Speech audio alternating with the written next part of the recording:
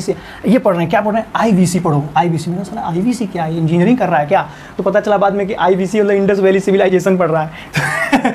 तो ये इंडस या जनजाति कहाँ की है? तो आप कहेंगे असम की वो जनजाति है। तो ये आप उसी चीज़ को चूतिया पढ़ रहे हैं, लेकिन वो सूतिया जनजाति, अंग्रेजी में लिखा होगा सूतिया। तो इसी तरह से ये चूतिया भी गाली नहीं है। आप हिंदी शब्द सागर उठाइए, देखिए हिंदी शब्द सागर उठाएंगे ना, उसमें चूतिया शब्द दिया हुआ है। खोलते हैं और आँख खोलते हैं तो क्या देखते हैं? सामने मेनका को देखते हैं, कहते हैं अरे बाप रे बाप, मैं कहाँ लगा हुआ था, असली चीज़ तो इधर है। आपको समझनी पड़ेगी एक लव स्टोरी। लव स्टोरी किसकी? मेनका और विश्वामित्र की। हो कि उनके नाम पे इतने बड़े देश का नाम पड़ गया, हमारे तुम्हारे नाम पे तो चौराहा भी नहीं है। आप सभी को नमस्कार, मेरा नाम है हेमंत। आप मुझे देख रहे हैं HR knowledge lagoons YouTube channel पर। आज हम इस वीडियो के अंदर बात करेंगे कि भारत का नाम भारत, इंडिया और हिंदुस्तान कैसे पड़ा। तो समझिए इस बात को कि सबसे पहले अगर मैं देखता हूँ भारत, सबसे पहले बात कर लेते हैं भारत नाम कैसे पड़ा, फिर हिंदुस्तान की बात करेंगे, फिर इंडिया बात करेंगे। तो भारत को लोग कहते हैं, एक व्युत्पत्ति कहती है। क्या व्युत्पत्ति का मतलब कि इस नाम का मतलब क्या है, पहले समझो भारत का मतलब क्या है। तो भारत का मतलब लोग कहते हैं व्युत्पत्ति है। व्युत्पत्ति में कैसे बना है? भा प्लस रथ, इन दोनों चीज़ों से मिलकर के भारत बना है। इसका मतलब भा का मतलब क्या होता है? भा का मतलब होता है ज्ञान। भ का मतलब भा बना है भ से, भ का मतलब होता है ज्ञान संस्कृत में। और ज्ञान में रथ का मतलब लीन रहने वाला, यानी कि ऐसे लोगों का देश जहाँ के लोग ज्ञान में लीन रहते हैं, एकदम ज्ञान प्राप्त करने में। उपनिषद लिखते हैं, वेद लिखते हैं, पुराण लिखते हैं, बहुत सारे आप देखेंगे कि एक से लगा करके दर्शन की बहुत सारी फिलॉसफी अपना देते हैं। तो इस तरह से जो ज्ञान में लीन रहते हैं, जहाँ के लोग एकदम से पूरा नॉलेज गेन करने में लगे रहते हैं, जैसे आप लोग लगे हैं नॉलेज गेन करने में, उसी तरह से ऐसा देश जहाँ के लोग सिर्फ और सिर्फ ज्ञान के पीछे भागते हैं और किसी चीज़ के नहीं पीछे भागते हैं, सिर्फ ज्ञान में लीन रहते हैं, उसी देश को कहा जाता है भारत। ठीक, लेकिन लोग कहते हैं नहीं ऐसा नहीं है, ऐसा नहीं है। एक आदमी था जिनका नाम था भरत, एक आदमी थे जिनका नाम था भरत, उनके नाम पे ये भारत पड़ा नाम। तो कौन थे वो भरत? कितने महान थे कि उनके नाम पे इतने बड़े देश का नाम पड़ गया, हमारे तुम्हारे नाम पे तो चौराहा भी नहीं है। तो समझो इस बात को, कौन थे वो भरत? तो भरत को समझने के लिए आपको समझनी पड़ेगी एक लव स्टोरी। लव स्टोरी किसकी? मेनका और विश्वामित्र की। होता क्या है कि विश्वामित्र नाम के एक ऋषि होते हैं, विश्वामित्र नाम था उनका, विश्वामित्र नाम था। विश्वामित्र नाम के ऋषि थे। अब इनकी खासियत क्या थी? इनकी खासियत ऐसी थी कि ये थे बहुत ज्ञानी, बहुत बड़े ज्ञानी थे, और साथ के साथ थे स्मार्ट, एकदम स्मार्ट थे, बहुत खतरनाक आदमी थे, बहुत ज्ञानी थे और बहुत स्मार्ट थे। और साथ साथ तीसरी चीज़ क्या की? ये लग गए तपस्या में। तो जैसे ही ये तपस्या में लगे, अब तपस्या में लगे तो लोगों ने कहा अरे बाप रे बाप, ये तो बहुत तगड़े आदमी हैं, ज्ञानी भी हैं, स्मार्ट भी हैं, तपस्या भी कर रहे हैं, इसका मतलब कुछ बड़ा करेंगे ज़रूर। तो अब इनकी चर्चा कहाँ तक होने लगी? इनकी चर्चा होने लगी स्वर्ग लोक तक। कहाँ तक होने लगी? स्वर्ग लोक तक। तो स्वर्ग में पता चला, एक अप्सरा थी स्वर्ग में, उसको पता चला, उसका नाम था मेनका। तो मेनका नाम की अप्सरा को पता चलता है मेनका कहाँ की थी? ये देखो मैं लाल कलर से मेनका बना रहा हूँ, मतलब खतरा करेगी कुछ। ये देखो, ये कहाँ की थी? स्वर्ग की थी। मेनका थी स्वर्ग की अप्सरा। अब हुआ क्या? मेनका जब सुनी इनके बारे में कि बहुत स्मार्ट आदमी हैं और तपस्या भी कर रहे हैं, बहुत ज्ञानी हैं, तो उन्होंने सर्च किया फेसबुक पे कि कहाँ है विश्वामित्र, कहाँ मिले। तो विश्वामित्र उसको मिलवे नहीं कि फेसबुक पे, क्योंकि अब के ऋषि महात्मा होते तो फेसबुक वगैरह पे मिल जाते उनको, लेकिन विश्वामित्र तो फेसबुक चलाते नहीं थे। तो मेनका क्या करी? यहाँ से उतर आई, धीरे से स्वर्ग से नीचे उतर आई, और नीचे उतर करके विश्वामित्र को देखी तो बोली अरे बाप रे बाप, जैसा सोची थी उससे भी तगड़ा ये आदमी निकला। तो क्या करती? इनको सोचती कि पहले थोड़ा सा बुलाती है, अजी सुनते हैं, सुनवे नहीं करते हैं, ध्यान लगाए रहते हैं। तो यह क्या करती? विश्वामित्र के चारों तरफ ऐसे नाचने लगती है, गाना गा गा के, आमी जे तोमार साधु जय तोमार, ऐसे खूब बढ़िया टोन में गाना गाती है और गाना गा गा के नाचने लगती है। अब गाने की आवाज़ जब विश्वामित्र के कान में पड़ती है तो विश्वामित्र धीरे धीरे आँख खोलते हैं, और आँख खोलते हैं तो क्या देखते हैं? सामने मेनका को देखते हैं, कहते हैं अरे बाप रे बाप, मैं कहाँ लगा हुआ था, असली चीज़ तो इधर है। अब मेनका को देखे, विश्वामित्र देखे मेनका को, मेनका देखी विश्वामित्र को, और होता है वही कि 9 महीने के बाद मेनका को पैदा होती है एक लड़की। मेनका को कौन पैदा होती है? एक लड़की पैदा होती है।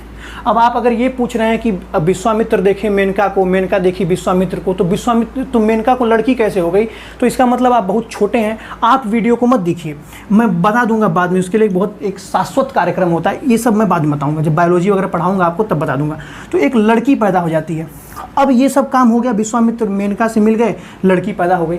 अब विश्वामित्र को ख्याल आता है सब काम होने के बाद कि अरे बाप रे बाप, ये तो बहुत बड़ा गलती कर दिया, अब ये सब काम नहीं करूँगा। तो मेनका को बोलते अब मेनका, अब तुम हमारा नंबर डिलीट कर दो, मैं तुमको ब्लॉक करने जा रहा हूँ। तो ये ब्लॉक कर दिए मेनका को। अब मेनका को ब्लॉक करके चले गए, लड़की को भी छोड़ दिए, मेनका को भी छोड़ दिए।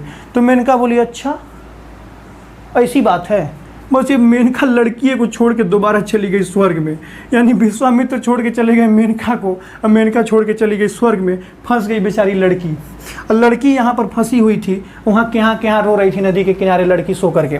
अब हुआ क्या, ये लड़की को देखता है एक शकुन नाम का पक्षी, शकुन, ये क्या था, शकुन नाम का पक्षी। शकुन नाम का पक्षी देखता है किसको, लड़की को। तो लड़की नदी किनारे पड़ी हुई थी, शकुन देखता है, कहता है अरे यार ये लड़की पड़ी हुई है, तो सोचता है कि मैं इस लड़की की सुरक्षा करूं, कोई सियार भेड़िया आकर के लड़की को खा ना जाए। तो शकुन पक्षी इस लड़की के पास बैठ जाता है और इस लड़की की रक्षा करने लगता है। आप सोचिए, तब तो पक्षी भी इतने समझदार थे, अब तो आदमी भी इतना समझदार नहीं है। तो शकुन पक्षी क्या किया, आकर के इस लड़की की रक्षा करने लगा, और तब तक उस लड़की के पास बैठा रहा जब तक वहाँ पर कण्व ऋषि नहीं आ गए।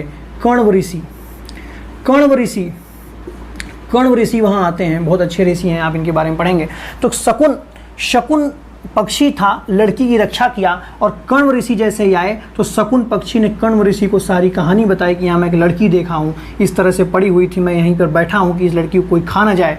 तो कण्व ऋषि इस लड़की को अपने पास ले जाते हैं और इसको अपने बेटी के रूप में स्वीकार करते हैं और अपने बेटी की तरह अपने आश्रम में रखते हैं इस लड़की को। और आश्रम में रखते हैं तो कहते हैं मेरी बेटी ये हो गई अब से, और इस बेटी का नाम मैं क्या रखूं, तो कहते हैं इसकी रक्षा शकुन पक्षी ने की है, इसीलिए इस बेटी का नाम आज से रहेगा शकुंतला। इस बेटी का आज से क्या नाम रहेगा, शकुंतला। अब आप सोचिए कि शकुंतला एक स्वर्ग के अप्सरा की लड़की रहती है और उसके पिता होते हैं विश्वामित्र। तो स्वर्ग की अप्सरा मेनका और धरती के विश्वामित्र, कितने महान आदमी, दोनों की बेटी होती है। तो यह भी बहुत ही अधिक सुंदर होती है, बहुत अधिक तेजस्वी होती है। ये इतनी सुंदर होती है शकुंतला, और उन्हीं ऋषि के आश्रम में रह रही होती है। इसके अंदर बहुत अच्छे संस्कार ऋषि ने डाले, ये प्रकृति प्रेमी होती है, ये जानवरों की सुरक्षा करती, बहुत मतलब उदार हृदय होता है एक तरह शकुंतला का। एक बार ऐसा क्या होता है कि एक राजा होते हैं दुष्यंत नाम के राजा।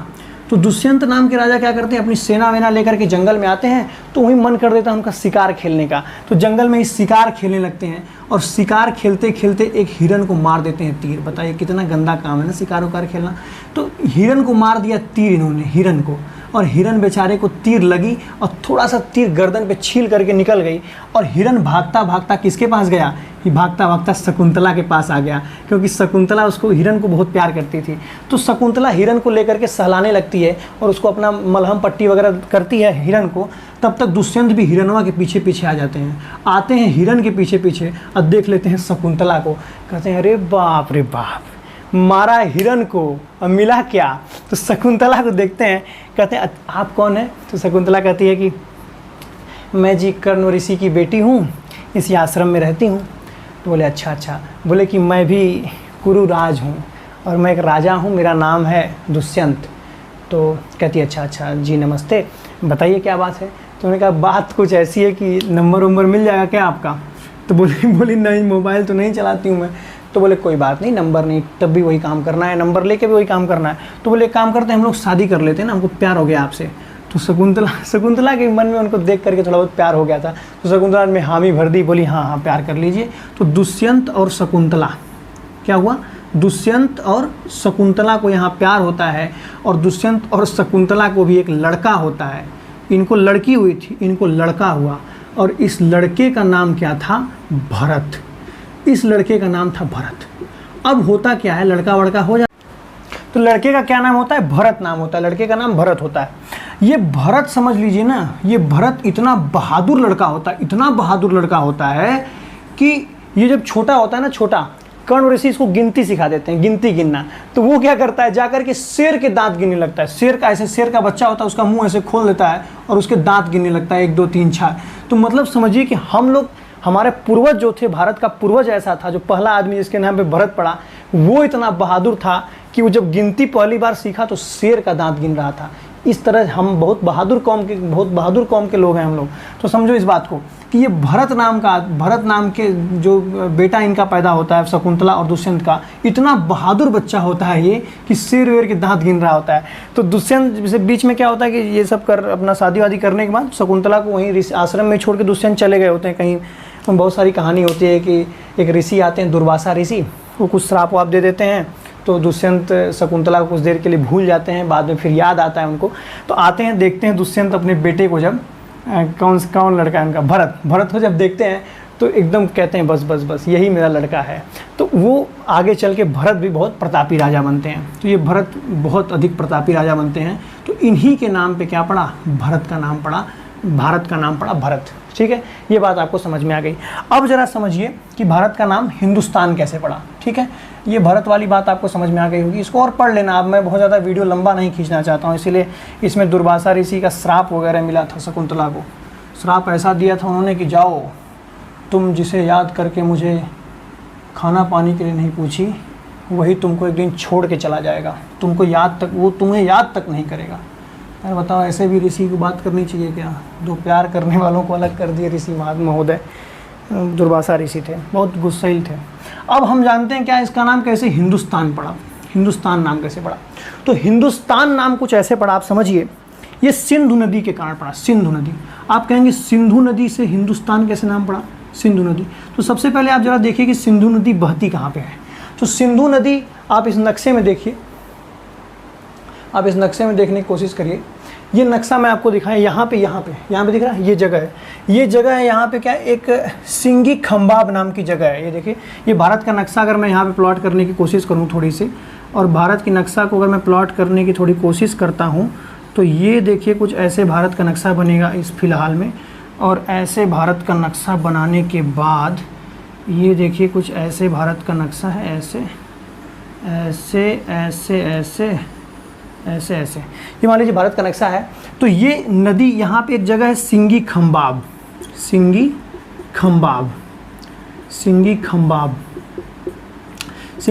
नाम की जगह है। यहाँ से निकलती सिंधु नदी और ये प्रवेश करती भारत के राज्य लद्दाख में, और लद्दाख में प्रवेश करने के बाद जब भारत से निकलती है तो पाकिस्तान में चली जाती है, और पाकिस्तान से बहते हुए यहाँ पे आकर के अरब सागर में गिर जाती है। ठीक है, ये अरब सागर है, इधर अरब सागर है, इधर क्या है, बे ऑफ बंगाल है, बंगाल की खाड़ी है, इधर बंगाल की खाड़ी है, और इधर हिंद महासागर बहता है। भारत के पांव पखार रहा है हिंद महासागर। तो यहाँ से सिंधु नदी, ये सिंगी खंबाब नामक जगह से निकलती है और यहाँ से निकल कर लद्दाख में प्रवेश करती है। लद्दाख है, और लद्दाख से निकल करके पाकिस्तान, और पाकिस्तान से होकर के अरब सागर। तो तब पाकिस्तान भी कहाँ था, भारत में ही था, पाकिस्तान भी भारत में ही था। तो जब मुसलमान आक्रमण किए भारत में, जब अरब आक्रमणकारी आए भारत के अंदर, तो वो यहीं से इंटर किए थे, इधर इस वाले क्षेत्र से। क्यों इस वाले क्षेत्र से क्यों इंटर किए थे? क्योंकि भारत के इस वाले क्षेत्र में देखिए हिमालय पर्वत है, ये पूरा हिमालय पर्वत यहाँ से लेकर के ऐसे है। इधर म्यांमार नाम का देश है, और इधर देखिए पूरा समुंदर है, ये सब समुंदर है। ये अरब सागर यहाँ पे हो गया, ये अरब सागर हो गया, नीचे हिंद महासागर है, इधर बंगाल की खाड़ी है, ये है। तो एक इधर से तो ढक गया पूरा हिमालय से, इधर चढ़ने की किसी की औकात थी नहीं, ये समुंदर पार करने की औकात उस समय किसी की थी नहीं। तो एक ही जगह बसती थी, ये वाला इलाका बसता था जहाँ से भारत में प्रवेश किया जा सकता था। तो देखिए इस दिशा को क्या बोलते हैं, ये किसी भी नक्शे में आप ऊपर जाएंगे ना, ऊपर वाली दिशा को बोलते हैं उत्तर, और नीचे वाली दिशा को बोलते हैं दक्षिण, दाहिने वाली दिशा को बोलते हैं पूरब, और बाएं वाली दिशा को बोलते हैं पश्चिम। ठीक है, ये समझ में आ गया आपको। तो उत्तर इधर, पश्चिम इधर, तो ये कौन सी दिशा हो गई, उत्तर और पश्चिम की दिशा। तो पश्चिमोत्तर दिशा से किनका आक्रमण होता है, अरब आक्रमणकारियों का आक्रमण होता है। और मुसलमान जब सिंधु नदी को पार करते हैं तो वो क्या कहते हैं, ये सिंधु क्षेत्र है, सिंधु। तो सब लोग कहते हैं ये सिंधु क्षेत्र है, लेकिन जो बोलते थे वो भाषा बोलते थे, फारसी भाषा बोलते थे, वो फारसी। तो फारसी में तो स शब्द था ही नहीं, तो वो सिंधु, तुम बोलो सिंधु, उनको सिंधु बोलोगे ना, तो स शब्द है ये नहीं है। तो स शब्द की जगह वो क्या इस्तेमाल करते थे, ह शब्द इस्तेमाल करते थे। इसीलिए उन्होंने इसी सिंधु को क्या बोलना शुरू किया, हिंदू बोलना शुरू किया। आप देखिए बहुत जगह, और ये मुसलमानों में नहीं, आप अपने भी जगह देखिए कहीं कहीं क्या होता है। जैसे मैं एक एग्जाम्पल आपको दूँ, एक एग्जाम्पल मैं दूँ आपको, कहाँ दूँ, इधर दूँ। ये एग्जाम्पल यहाँ पे लीजिए, आप यहाँ पे देखिए एग्जाम्पल लीजिए क्या कि अगर मैं कहूँ सिंधु, देखिए सिंधु लिखूँ ना, सिंधु, तो इस सिंधु को आप क्या पढ़ेंगे, आपके पास स है तो आप इसको सिंधु पढ़ेंगे, ठीक है, सिंधु पढ़ेंगे। लेकिन एक अरब वाला आदमी आएगा जो कैसी भाषा बोलता होगा, फारसी भाषा बोलता होगा, तो फारसी भाषा अगर बोलेगा तो वो इसी सिंधु को हिंदू पढ़ेगा। समझ रहे बात को, ये इसी सिंधु को क्या पढ़ेगा, हिंदू पढ़ेगा। जैसे आप यहाँ पे देखिए असम में, असम की बात बताऊँ मैं, असम में च शब्द नहीं है, वहाँ च को क्या बोलते हैं, वहाँ च को स बोलते हैं, स। तो अगर मैं लिखूँ CHAI तो आप क्या पढ़ेंगे, चाय, चाय, जो नरेंद्र मोदी बेचते थे बचपन में, चाय, आप पढ़ेंगे चाय। और असम वाले चाय को क्या कहते हैं, साय कहते हैं, साय। क्यों साय कहते हैं, क्योंकि वहाँ च शब्द है ही नहीं है, तो CHAI अगर आप उनको बोलेंगे तो वो कहेंगे साय, वो चाय नहीं जानते हैं। उसी तरह अगर एक शब्द में कहूँ CHUTIA तो इसको आपको अगर कहा जाए पढ़ने को तो आप पढ़ देंगे चूतिया, आप क्या पढ़ देंगे, चूतिया। लेकिन असम वाले इसको क्या पढ़ेंगे, सूतिया पढ़ेंगे, सूतिया। और ये सूतिया क्या है, ये मैं मजाक के लिए नहीं बोल रहा हूँ, ये सूतिया मजाक नहीं कर रहा हूँ मैं, सूतिया चूतिया, ये सूतिया वहाँ की जनजाति है, असम की एक जनजाति है, उसका नाम है सूतिया जनजाति। तो असम, ये भी जान लीजिए, प्रश्न पूछता है ये आपके एग्जाम में कि सूतिया जनजाति कहाँ की है, तो आप कहेंगे असम की वो जनजाति है। तो ये आप उसी चीज़ को चूतिया पढ़ रहे हैं, लेकिन वो सूतिया जनजाति, अंग्रेजी में लिखा होगा सूतिया। तो इसी तरह से ये चूतिया भी गाली नहीं है। आप हिंदी शब्द सागर उठाइए, देखिए हिंदी शब्द सागर उठाएंगे ना, उसमें चूतिया शब्द दिया हुआ है। और चूतिया शब्द की मीनिंग पता है क्या दी हुई है, कि जो नीचे गिरा हुआ आदमी हो, ठीक है, गिरा हुआ आदमी को क्या बोलते हैं, चूतिया बोलते हैं। जैसे कोई खराब गाली नहीं है, जैसे नहीं होता पदच्युत, तो चूतिया भी च्युत शब्द से बना, च्युत का मतलब नीचे गिरा हुआ है, जैसे नहीं बोलते पद से गिरा हुआ आदमी पदच्युत हो गया, इस तरह से कर्तव्यच्युत आदमी हो गया, कर्तव्य से गिरा हुआ। तो उसी तरह चूतिया शब्द भी है, गिरा हुआ। देखिए इंसान का जितना पुराना संबंध भाषा से रहा है ना, उतना ही पुराना संबंध गाली से भी रहा है, इसलिए इस तरह की गालियाँ बनती रहती हैं। तो आप लोग इस चीज़ का ध्यान मत देना, ज़्यादा गाली वाली किसी को देना मत, बुरी बात है, ठीक है। तो ये सूतिया जनजाति, तो जैसे चूतिया को, जैसे CHAI को आपने पढ़ा चाय, असम वाले ने पढ़ा साय, जैसे आपने CHUTIA को पढ़ा चूतिया और असम वाले ने पढ़ा सूतिया, उसी तरह SINDHU को आपने पढ़ा सिंधु, और अरब वाले क्या पढ़ेंगे, अरे फारसी भाषा बोलने वाले क्या पढ़ेंगे, हिंदू पढ़ेंगे। तो इसीलिए वो इस वाले जो सिंधु नदी के पार का क्षेत्र, देखो ये सिंधु नदी बह रही है ना ये, तो इसके पार वाले क्षेत्र को ये क्या कहने लगे, ये कहने लगे ये हिंदू है, हिंदू हिंदू हिंदू, सब लोग इसको सिंधु क्षेत्र बुलाते थे। तो जैसे सप्त सिंधु कहते थे, वो हप्त हिंदू कहने लगे। तो इसी तरह इसका नाम पड़ गया हिंदुस्तान, इसका नाम क्या पड़ गया, हिंदुस्तान पड़ गया। समझ में आ गई बात, तो इसको आप समझ लीजिए। दूसरी चीज़, ये इंडिया नाम कैसे पड़ा, तो ये भी सिंधु नदी से ही संबंधित है। ये सिंधु नदी ऐसे बहती है, तो जो अंग्रेजी वाले हैं ना, अंग्रेजी वाले इसको क्या बोलते हैं, इंडस। CBSE बोर्ड में आपका कोई दोस्त पढ़ता है, उसे पूछना, वो सिंधु नदी नहीं बोलेगा, वो बोलेगा इंडस।